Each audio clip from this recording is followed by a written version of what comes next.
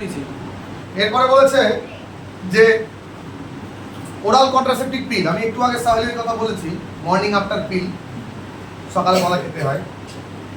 এবং oral contraceptive পিলের মধ্যে আছে মালা ডি, মালা এন, সাহেলি, আরও অনেক ধরনের কন্ট্রাসেপটিভ পিলগুলো রয়েছে। এগুলো অ্যাকচুয়ালি খেতে হয় কখন? এটা খেতে হয়, এটা বাস্তবে 21 দিনের কোর্স, 21 ডেজ।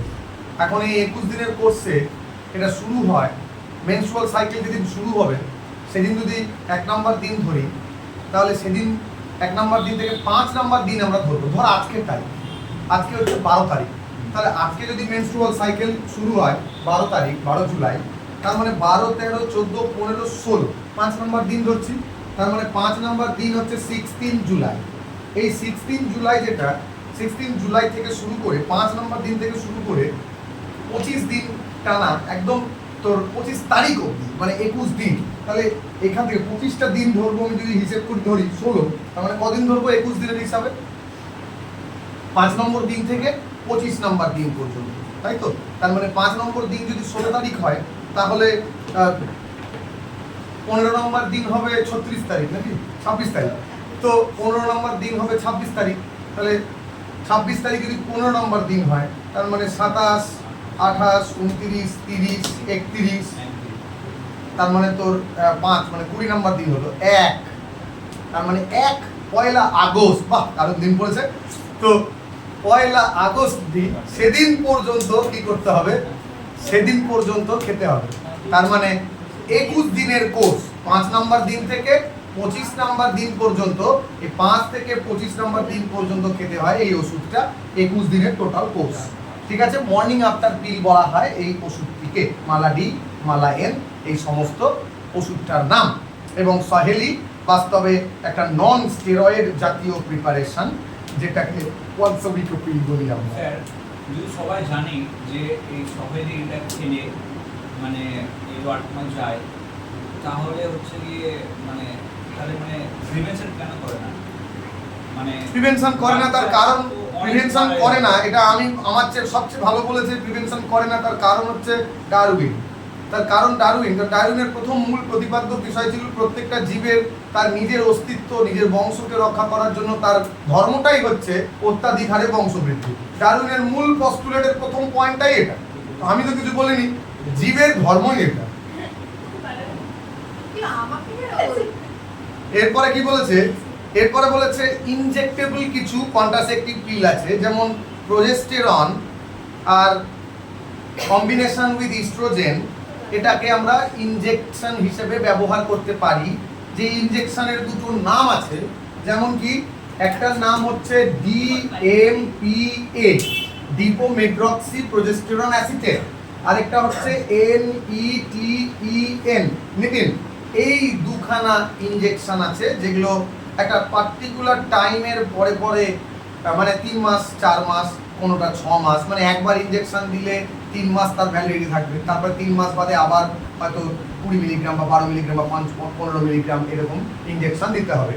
এই প্রসেসটা বাস্তবে progesterone alone and with combination with the estrogen can be used as injectable contraceptive method. Injection, ইনজেকশনের পরে কি আছে? ইনজেকশনের পরে আছে হচ্ছে একটা যন্ত্র, এরকম ছোট একটা সাইজের অংশ, সেটাকে বলি কি না, সেটা হচ্ছে তোর নরপ্ল্যান্ট নাম। এটা বাস্তবে ইমপ্লানম আরও আছে। তো এটা বাস্তবে ইমপ্লান্ট করা, ইমপ্লান্ট মানে ত্বকের নিচে এক ধরনের নরপ্ল্যান্ট বা ইমপ্লানন, এই ধরনের একটা ডিভাইস বসিয়ে দেওয়া হয়, মোটামুটি 40 মিলিমিটার লম্বা, 2 মিলিমিটার উইথ, যার সেটা ত্বকের নিচে মোটামুটি 3 বছর পর্যন্ত কন্ট্রাসেপটিভ হিসাবে কাজ করে। তো ভয় পাই দিয়েছি। তারপরে বলেছে কি না, তারপরে বলেছে যে সার্জিক্যাল মেথড, এটাই একমাত্র মেথড যেটা permanent method, it is not reversible, আবার উল্টানো যায় না, ইররিভার্সেবল মেথড। সার্জিক্যাল মেথডের মধ্যে মহিলাদের ক্ষেত্রে কি আছে? টিউবেক্টমি। টিউবেক্টমির ক্ষেত্রে কি না, টিউবেক্টমির ক্ষেত্রে ধর এখানে ওভাম, এই জায়গাটা এসে এখানে ওভাম, এইটা বাস্তবে ফ্যালোপিয়ান নালী। এই ফ্যালোপিয়ান নালীর এই জায়গাটা আমি কেটে এরকম করে বেঁধে দিয়েছি, এই জায়গাটাকে কেটে বেঁধে দেওয়া হয়েছে এখানেও আবার এখানেও। এইটাকে বলা হয় কি, এটাকে বলা হয় টিউবেক্টমি। টিউবেক্টমি বা ভ্যাসোলাইজেশন, এটা মহিলাদের ক্ষেত্রে ফ্যালোপিয়ান নালীটাকে কেটে বেঁধে দেওয়া হয়, যার ফলে ওভাম রিলিজ হলেও ফার্টিলাইজেশন হওয়ার কোনো সম্ভাবনা নাই। অন্যদিকে মেলদের ক্ষেত্রে যদি দেখি, মেলদের ক্ষেত্রে এখানে এপিডিডাইমিস,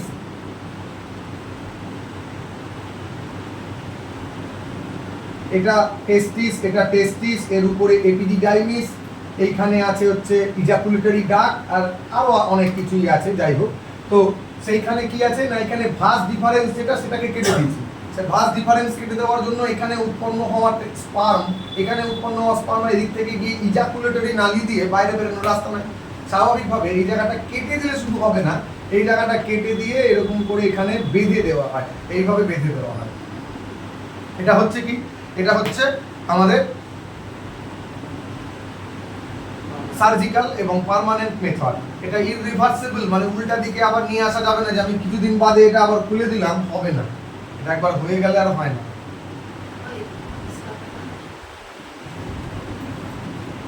স্যার না ভাবলে তো আবার এবার বলেছে এমটিপি। এমটিপি মানে হচ্ছে মেডিকেল টার্মিনেশন অফ প্রেগন্যান্সি। এতক্ষণ আমরা দেখলাম কিভাবে যাতে ফার্টিলাইজ না হয়, সন্তান তৈরি না হয় তার পদ্ধতি। যদি তৈরি হয়ে যায় তাহলে মেরে দেওয়ার পদ্ধতি হচ্ছে এমটিপি। এখন শুধু মেরে দেওয়ার নানান কারণে হতে পারে, তো মেরে দেওয়া মোটামুটি ধরে নেয় গোটা বিশ্বে 45 থেকে 50 মিলিয়ন এমটিপি করা হয় পার ইয়ার, যা মোটামুটি প্রেগনেন্সির 1/5, মানে প্রায় 20%। অর্থাৎ যত প্রেগনেন্সি হয় তার 20% গোটা বিশ্বে পার ইয়ারে এমটিপি করানো হয়। এখন মেডিকেল টার্মিনেশন অফ প্রেগনেন্সি অনেকগুলো প্রসেস আছে। ভ্যাকুয়াম অ্যাসপিরেশন আছে, কিউরেটেজ দিয়ে, ডায়ালেটার কিউরেটেজ দিয়ে আছে, তারপর ধর প্রোস্টাগ্ল্যান্ডিন ইনজেকশন দিয়ে আছে, স্যালাইন ইনজেকশন দিয়ে আছে, অনেক ধরনের পদ্ধতি আছে। ভ্রূণের বয়স কতটা তার উপরে নির্ভর।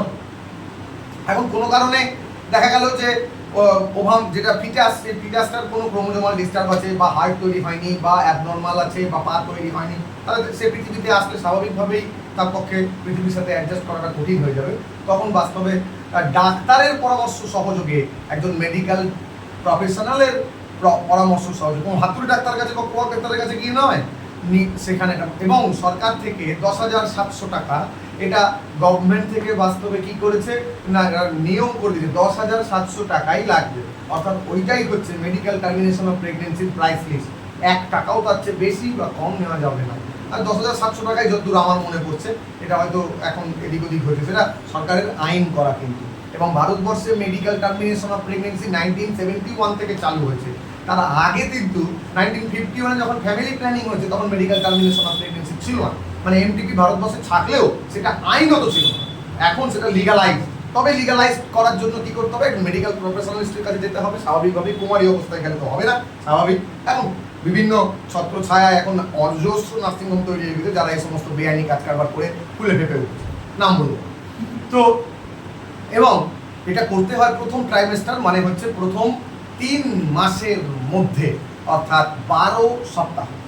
12 সপ্তাহ থেকে 24 সপ্তাহ পর্যন্ত টানা যায়, কিন্তু 24 সপ্তাহে আরেকজন মেডিকেল প্র্যাকটিশনারের দরকার হয় এবং কোর্ট অর্ডার লাগে। কারণ 24 সপ্তাহ নাগাদ যদি মেডিকেল টার্মিনেশন করতে হয়, তাহলে যে মা, তার লাইফ নিয়ে এটা লেথাল হতে পারে, মানে লাইফ একটা থ্রেটনিং হতে পারে সেটা ব্যাপারটা। ওই জন্য 12 সপ্তাহ যেটা সবচেয়ে সুবিধাজনক, সেটা হচ্ছে 12 সপ্তাহ মানে 3 মাস, ফার্স্ট ট্রাইমেস্টার। তার আগে কিন্তু জেনিটাল অর্গানও তৈরি হয় না, তখন কিন্তু নষ্ট করে দেওয়া সম্ভব। এরপর বলেছে এসটিডি। এগুলো আমরা খুব ভালো করে জানি। এসটিডি সেক্সুয়ালি ট্রান্সমিটেড ডিজিজ বা সেক্সুয়ালি ট্রান্সমিটেড ডিজিজ, এবং ইনফেকশন। আর ইনফেকশন বলতে এসটিআই অনেক সময় লেখা থাকে বলে দিলাম যে সেক্সুয়ালি ট্রান্সমিটেড ইনফেকশন। এখন এই ইনফেকশনগুলো যেমন এইচআইভি আছে, নিসেরিয়া গনোরিয়া আছে, ট্রেপোনেমা প্যালিডাম, সিফিলিস আছে, HIV human immunodeficiency virus type 3, এবং তার জন্য এইডস রোগ হয়। এগুলো বাস্তবে কি করে না, হেপাটাইটিস বি আছে, জেনিটাল হার্পিস, নিশ্চয়ই নাম শুনেছিস তোরা, জেনিটাল হার্পিস আছে, human papilloma virus, genital wart আছে, তারপরে ট্রাইকোমোনিয়াসিস আছে। এগুলোতে কি হয় না, ফ্লুইড ডিসচার্জ, ইচিং, তারপরে ধর সোয়ালোয়িং, কোন জায়গা ফুলে যাওয়া, তারপরে ধর ব্যথা হওয়া, জ্বর আসা এবং পেলভিক রিজিয়নে কোনো ইনফ্লামেশন হওয়া, মানে পেলভিক রিজিয়নে কোনো ঘা বা কোনো প্রদাহ সৃষ্টি হওয়া। একটু বসতে